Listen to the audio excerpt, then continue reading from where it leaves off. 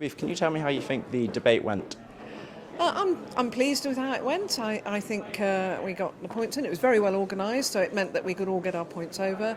But I'm pleased that I made the points I made, and that we still haven't got commitments from the Tories, from Mary McLeod, on VAT, on children's clothes and food. The Labour Party's manifesto is out now. Can you tell me more about the key policies? Sum them up. What are your key policies? I can't remember what Oh God, I'm sorry. You need to check them. That's not great. No, I do need to check. I mean, I'm reading them every day. Sorry, Labour's key policies. Yeah, Labour's key policies. The absolutely core policy is to balance the books, and we can only we have to balance the books. We have to support the NHS. We have to ensure that our schools and our young people are supported, and all young people can get a job and employment. One of the key things that they want to induce to raise money as well as the mansion tax, of course. Is that fair?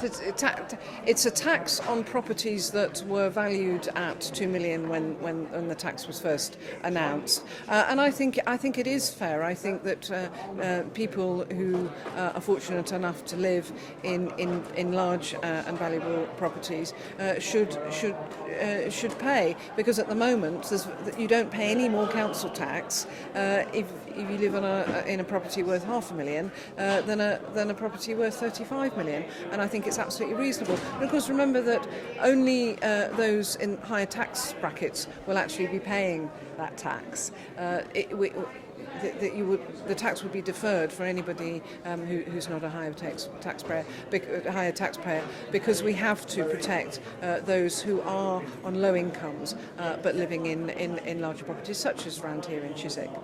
So what does happen then if someone is in a house, because it's essentially a tax on an asset, not the income? So what does happen to those people that can't afford an extra? But we have taxes on assets anyway. It's a perfectly acceptable principle.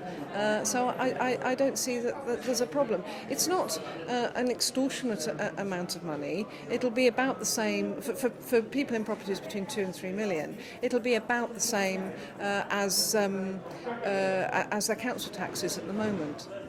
But it would be on. And can I also say it'll be about the same as council tax is at the moment, but it'll also actually affect very few properties in this constituency. But they're older people who have lived in the house while the value has increased. What about people like that? But they wouldn't be paying the mansion tax because they're not higher rate taxpayers on the whole. Am I right in thinking it rolls over into, which is essentially a inheritance tax? Well, yes, it rolls over and is paid on the sale of houses, and that's not an unusual mechanism used by HMRC for certain kinds of taxes for people who don't have the current income to pay.